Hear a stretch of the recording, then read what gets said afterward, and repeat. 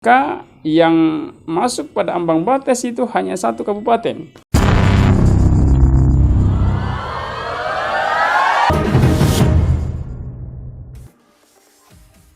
Yaitu pasal 158. Apa itu? Kalau provinsi jumlah penduduk 2 juta, itu rumusannya 2% dari total suara sah hasil perhitungan. Jadi dia 2%. Kalau provinsi, kalau pemilihan gubernur itu sekitar 2%.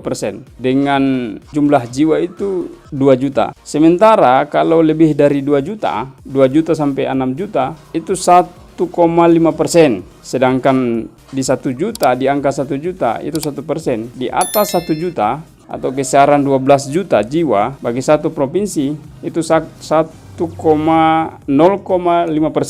dari rumusan pasal 158. Kalau kita mengacu pada undang-undang sebelumnya, pada pilkada sebelumnya. Kemudian bagaimana untuk kabupaten kota? Untuk kabupaten kota ada juga rumusannya berdasarkan pasal 158. Kalau kabupaten kota itu jumlah jiwanya itu di angka 250.000. Kalau 250.000 jiwa itu 2% dari total suara sah yang ditetapkan oleh KPU kota, kabupaten. Kemudian kabupaten tadi 250.000 itu 2%. Di atas itu 250.000 jiwa sampai 500 jiwa itu 1,5.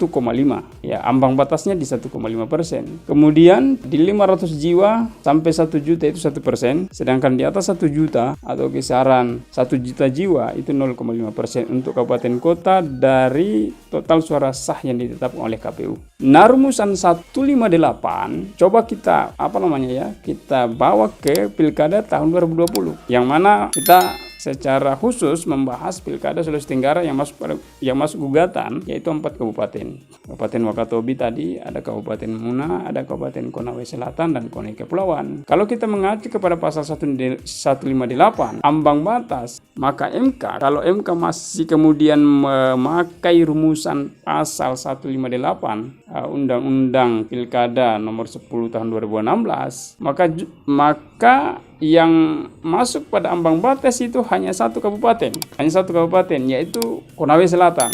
Ambang batasnya 1,5% dari perolehan suara sah masing-masing pasangan calon. Kalau di konsel itu petahana dan penantang di sana yang kemudian bersaing. Penantangnya petahana kan Bapak Surunudin, sedangkan petahana Bapak Surunudin, sedangkan petahana Bapak Surunudin, sedangkan penantangnya Pak Endang. Nah, 75.000 sampai 73.000 selisih itu ada di 1,5%.